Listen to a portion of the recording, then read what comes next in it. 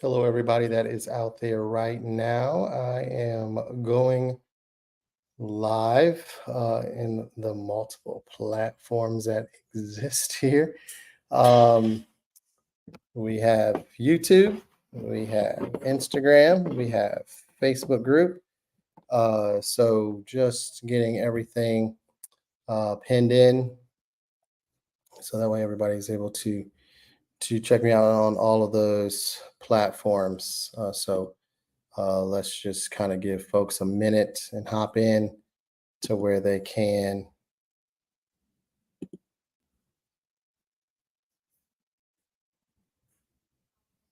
So,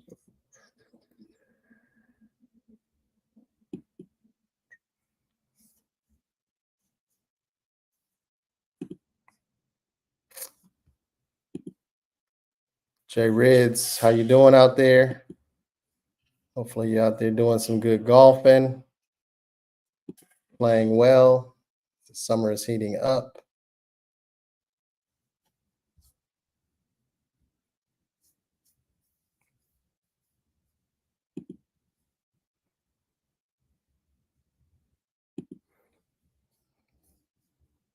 Jay Rid, I can put you on here as a guest.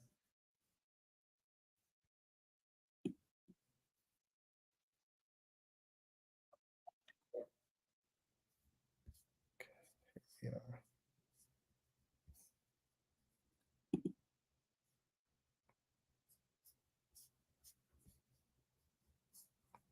All right, let folks get in where they can.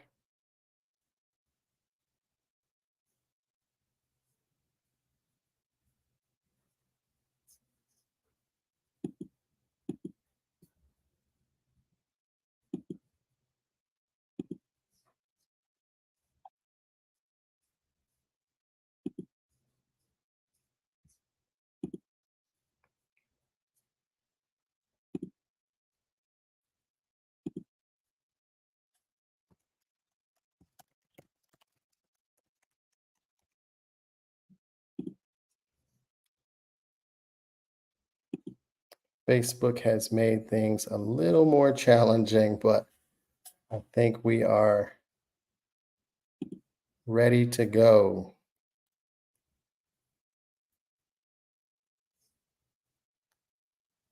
I like it. Playing while you're listening. There it is. That's what we do out here. I got FaceTime going on sometimes for people on the golf course. So we got some folks listening in, learning what they need to learn, dialing themselves in multiple places. So glad to see everybody where everybody is.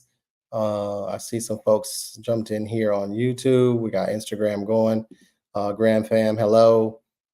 Tennessee, great golf club there. You guys host a wonderful AJGA event at your facility. It's a very challenging golf course as well. So good to see you. Thanks for hopping in. Whoever is managing that account, glad you're here. All right, so we're going to go ahead and get us going tonight. Again, I like to be value folks' time. Let everybody kind of get into to all of the different places that they needed to get into. So everybody should be finding a place somewhere. Again, for my Instagram fam, if you're on here and you begin and if you're interested in kind of like seeing where these videos are then posted and hanging on for later viewing and later listening, you have to be a member of the Facebook group. The link is in my bio. It's definitely an opportunity for you to just kind of hop in there and see exactly what we have going on. So I'm going to be talking tonight about just the mental playbook that I'm offering and that I offer to my athletes, because I've been getting a lot of different questions about it and kind of what's inside of it, the sneak peek, if you will, and how is that actually going to help me perform consistently great at what I do. And so one of the things I wanted to kind of talk about tonight is just a little bit about it, why it exists, what I use to create it, essentially. and why it might be a really good fit for you, or you as if you're a junior golfer out there, definitely something that you might want to kind of lock in on and try to figure out how can I manage my golf game ultimately, so that way I can actually be more mentally tough. And most importantly, a lot of this is about becoming consistently great at what we do. And so one of the things that I know for sure is like there's some of my clients that were just playing today in a big event, and some made the cut, some didn't make the cut. Huge field, great golfers, a lot of college, soon to be college golfers in that field, and so it is a golf is a thing, and so if we're not locked in right away, immediately, things are going to go south quickly. But what we do know and what we really want to talk about and understand is that if you unlock the mindset of a champion by utilizing a mental performance coach, then what that actually does for you is actually puts attention and intentionality on the mental game. So one of the things that I recognize and I notice is that when people start working with me, they know that the mental game is really important. Anytime I'm working with a golfer specifically, I ask them that question: is how much of the sport do we think is mental? We have the U.S. Open going on, like Tiger Woods, Scotty Scheffler, Rory McIlroy, whoever it is that you talk to, they're going to tell you that this particular golf course and event, you have to be full all the phases. The golf game, physically, mentally, have to be super sharp. And so a lot of times people hear this and they wonder or are asking themselves, well, how do I become more mentally sharp or mentally tough or have the mental game? What is that, and how do you do that? And so, what I've been able to do over the 24 years of working in this field is understanding that there is a pathway toward getting the right type of training, mental skills training, and designing that for within the Facebook group extensively for junior golfers. I do work with other athletes, and so many of the skills are absolutely the same. But one of the things that I recognize is that, particularly in golf and tennis, these individual sports, is that there is a recipe or some ingredients that can be used for a recipe like this. So, if the recipe is to build a mentally tough golfers, mentally tough athletes, then what are the ingredients that go into that? And so what I know is just proven success. One-on-one coaching is part of the ingredients, right? So how are we tracking progress, using assessments, looking at other resources as far as like how do we game plan out there? How do we actually create opportunities for us to become successful when things don't go the way in which we think they should be going? And so one of the ways that we're going to be able to take our game to the next level is through this particular playbook, because it really does walk somebody through exactly all of the steps necessary for them to have the mindset of a champion. And so I'm going to talk a little bit about that today, and just a little bit about how we go about really walking someone through these things, because I think it's going to be important for you as you're trying to make decisions about who am I going to have for my kid working with me, particularly this summer, as the summer begins heating up. We got a lot of qualifiers out there. We have a lot of big events. My daughter has played herself in a couple of AJGA events, and we got big ones coming up next week and the week thereafter. So, golf is in full swing, and so we want to make sure that at the end of the day, we are sharp, we are ready to go. We know the things that we need to know in order for us to be extremely successful at our particular sport.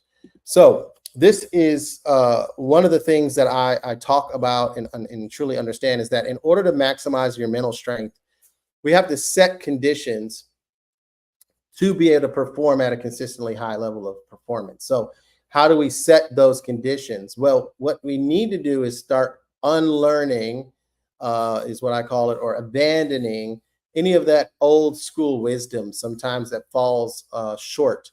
And so there are a lot of truths out there that may not necessarily be true, but we're just been accustomed to this. One of the things that I often talk about is that you can't be confident until you have achieved great results. A lot of people believe that you cannot be confident until you have achieved great results. One of the things that I know, in order to build confidence, you don't necessarily need to achieve great results, but we need to be able to make sure that the results that we are achieving or that we're going after are synced up appropriately, that our expectations and our reality go together like this. And so we really want to make sure that we're doing that and we truly understand, like, how does that work? What does that look like? Is this something that we know that we can do? Because ultimately, at the end of the day, that's what we're looking to accomplish. We're looking to accomplish those opportunities. So how do we go about doing that? Well, there's lots of opportunities, lots of ways to do it.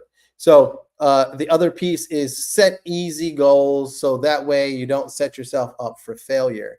And I've talked a little bit on this live before around the types of goals that we should be setting. They should be process goals. Those are goals that we want to set. They can be challenging if they need to be.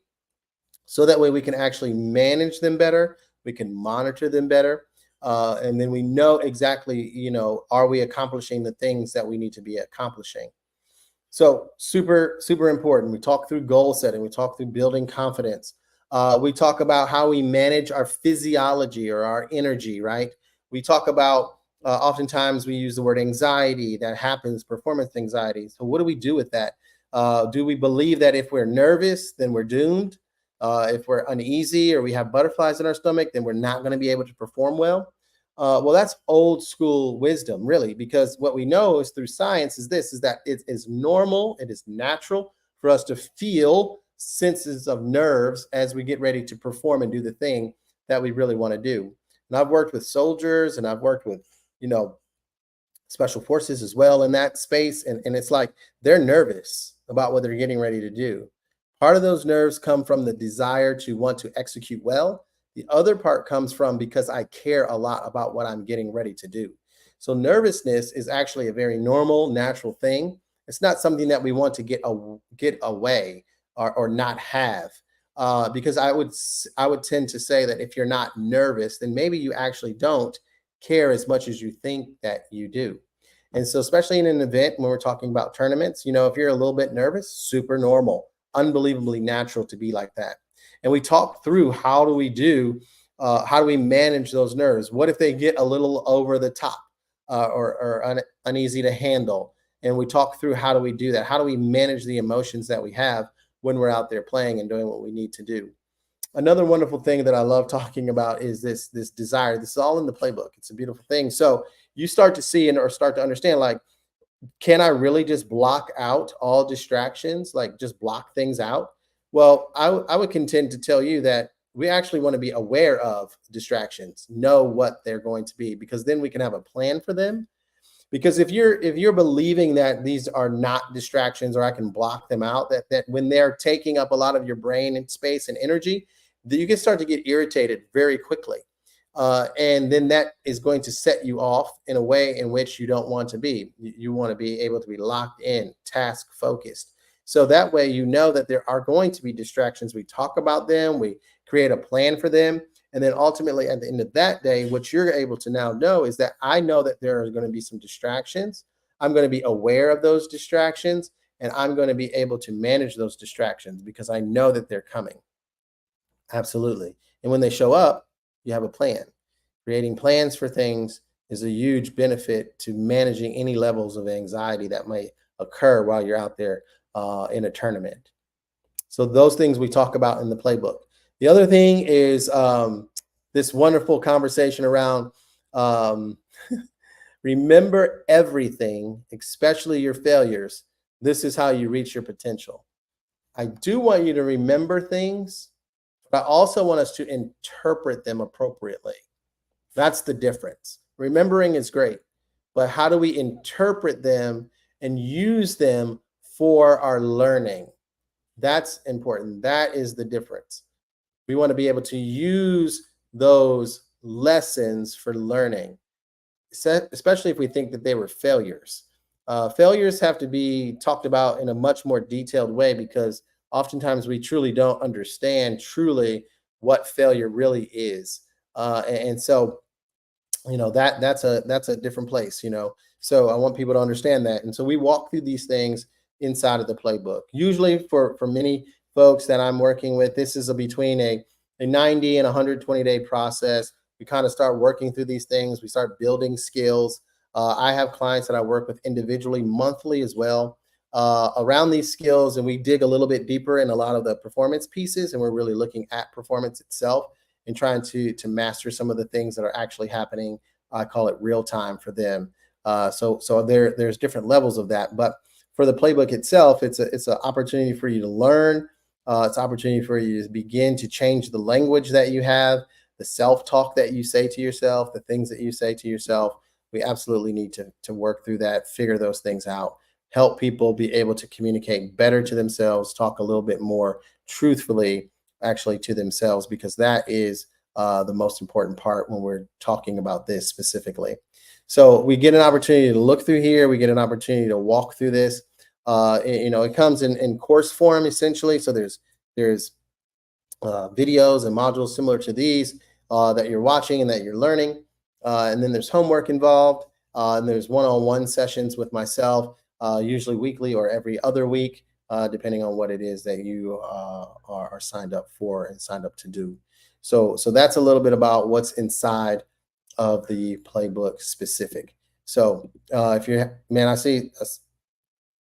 Thank you for that. Those that are out here on Instagram, I appreciate you guys joining in. Um, Man, levels to beasting, my guy. What's going on? Good to see you. For those that don't know, he's an awesome boxer, great guy out in California, doing great things. Uh, Great sport too, to actually use mental skills and figure out what it is that we need to do and how to manage the things that we're doing.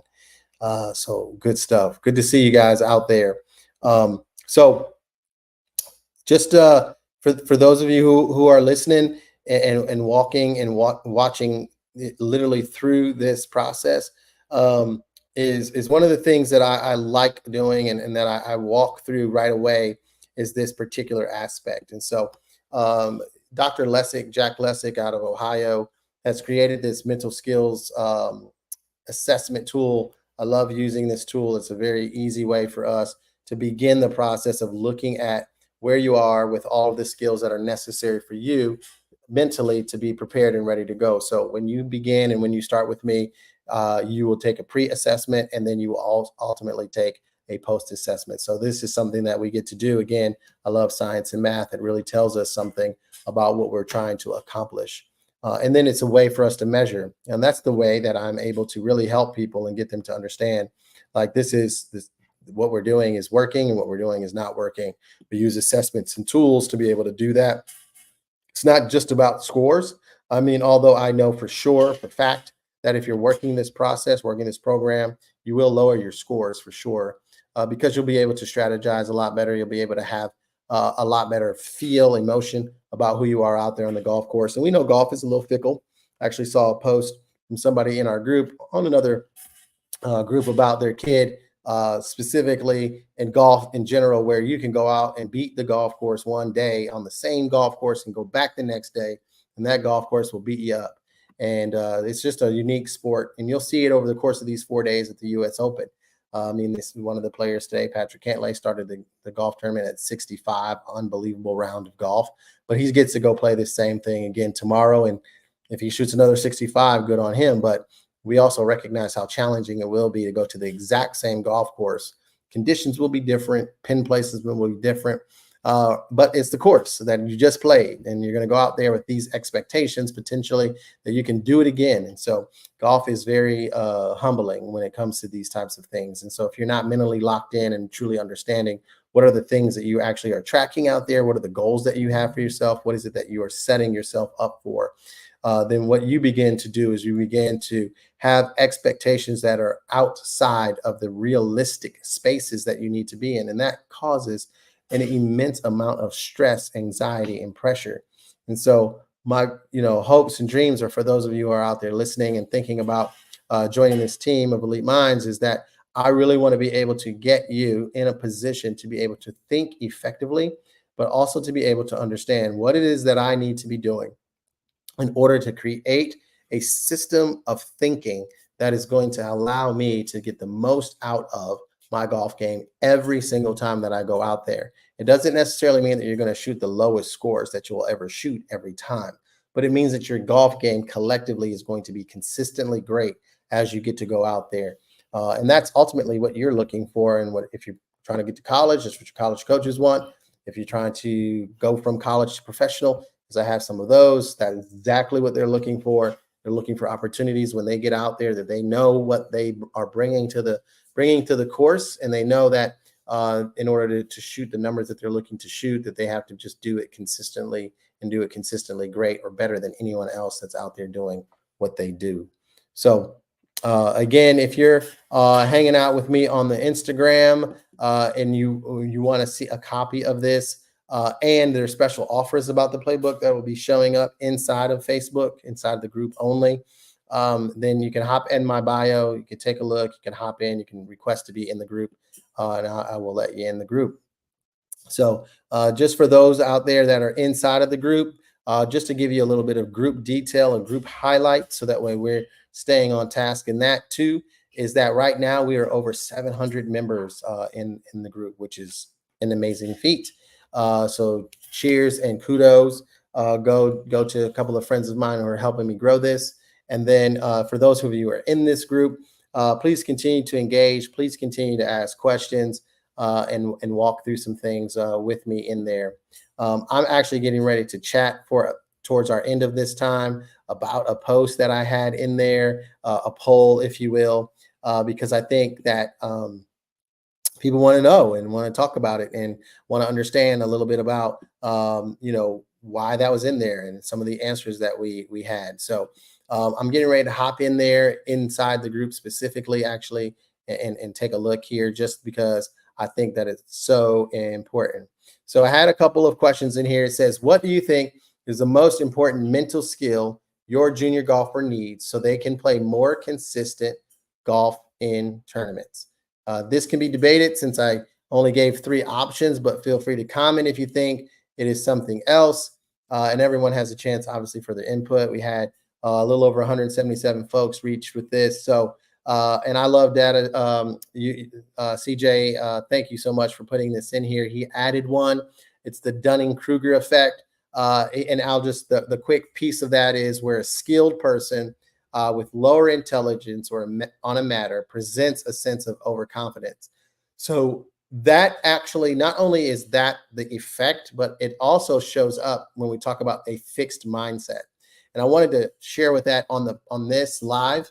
And then I'm going to also send you just a kind of a comment too around this too, so that you're following along in here. But the 3 out of the 3 choices that I placed, and that the Dunning-Kruger effect, I love that, and we're going to dig a little bit into that in a moment. But it was confidence, imagery, and self-talk. Those are the 3 skills that I threw up there. And so based on the votes and people who cast their votes, 56% of the people feel like confidence is the thing that they really want their junior golfer to have. And oftentimes when people ask me, well, when you work with a professional golfer, I mean, they're playing on tour, they're on TV like right now. Well, what do they need? And it's confidence. They need the same thing you do.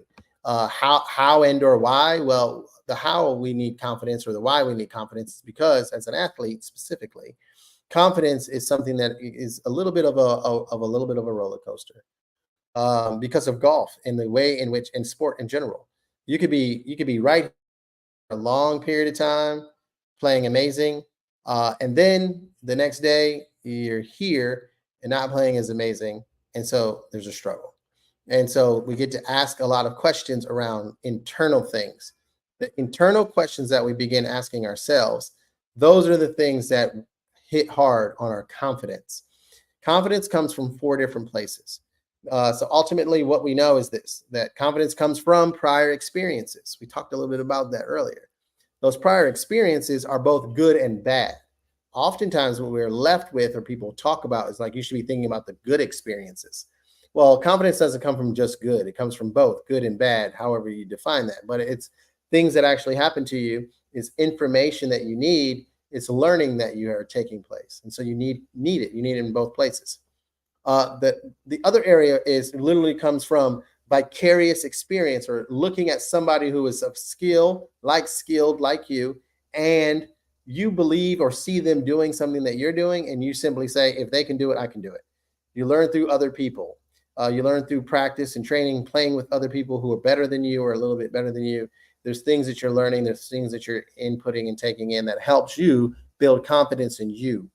The third source of confidence absolutely comes from being physically prepared, right? And it's unique because I would say, like, if we talk about like elite junior golfers, you all are amazing at what you do. You know how to hit golf balls, certain shots, certain things, way better than any other amateur golfer that is learning golf or thinks they're really, really good, or a scratch golfer even. Most junior golfers are better than that because you put in a lot of energy, effort, and work. So, what I would be able to share with you is that by being physically prepared and ready to go, there's certain things about that. And whether that means you're fit in shape, that you're able to walk and carry and push. And, are you working out, lifting, running, swimming, some other physical activities that you're doing that you feel like you're ready to go? And then the fourth place that confidence comes from is from the things that we say to ourselves. That's called self talk. Many of my athletes struggle with that one little piece, but that one little piece plays such a big role throughout the round. Because usually, what I want someone to think about is, if, for example, you say to yourself, you're no good, I'm the worst, I'm terrible at this, and some of us use expletives and other bad things. If you just put that one thing on your chest or in your mind for 18 holes, then you will have said that one thing to yourself 18 times. Or you can look at it from this space. You will have said that one thing to yourself over the course of 4 to 5 hours. That sticks. Many of you play many, many, many hours of golf on a golf course. And so if you're doing that for 18 hours, 20 hours, 30 hours a week, and you're out there saying those 1, 2, 3 things that are ineffective, that stuff is sticking to you like glue. And so we want to be able to get rid of ineffective self-talk. It doesn't, I didn't say negative, I didn't even say positive, but ineffective. It's things that you're saying to yourself that do not allow you to stay on task, on the task at hand. That's called focus. That's the stuff that we want to be able to say and do for ourselves. I help athletes do that through their process goals and or progress goals, so that they begin to really have the right things that they need to say to themselves while they're out there playing. So if anyone has any questions, we have a few more minutes for questions. I like kind of going right into it. If you have anything, if you're on Instagram and you have any questions, please go ahead and fire them in there in the comments.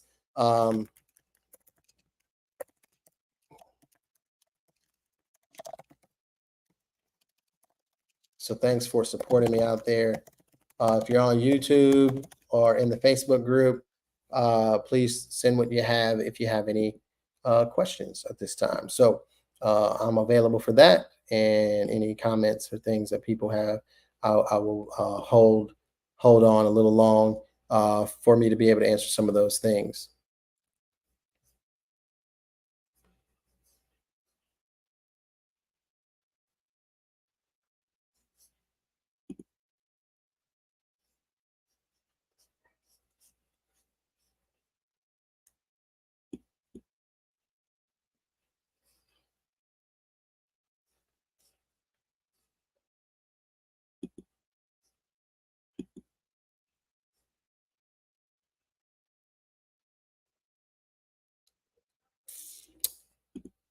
Okay.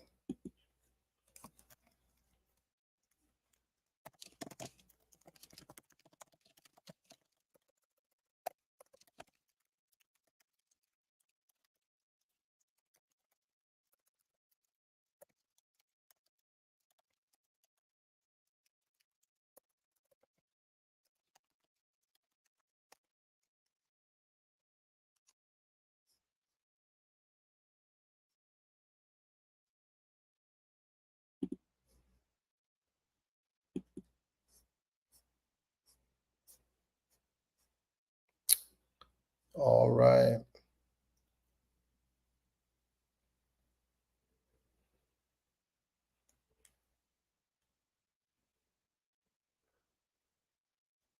So again, if there are any additional questions out there, just let me know. And for those of you who are actually inside of the group, the wonderful thing that you have access to is me inside of the group. You can always ask questions inside of the group as well, and I will absolutely look forward to getting those answered for you specifically. Um, I know certain folks have different things, particularly with their player and their kid, that they want to share privately. So yeah, let me know, and I will be able to assist and help you kind of navigate through some of those things too. So I appreciate you guys that are out there. I'll hang on for another minute, but every Thursday, 5:30 Eastern time, I get to go live talking through and sharing some of the aspects of the mental playbook specifically, but also of the things that we have going on. I would love to chat a little bit next week about the U.S. Open and the results from there as well. So I appreciate you guys hopping in, learning something unique today about how the mental playbook has been designed, what it looks like, and some of the topics that we get to cover in there. So thank you guys for being here on Instagram again. Such a pleasure to have you guys hopping in and joining again every Thursday. Go live. If you have questions on the gram, you can absolutely DM me as well on there, or send a message, and I'll be able to get to those things for you as well. So I'm excited about our opportunities to continue to work. Like, subscribe, link, follow, all the things. I don't know all that stuff, but you guys that listen know exactly what I need to know. So I'll talk with you all soon. I want you all to have a wonderful evening. Again, thank you for joining Robert Price, owner of Elite Minds LLC. I want you guys to root on whoever you want to root on for the U.S. Open. So talk with you all very soon. Take care and have a great one.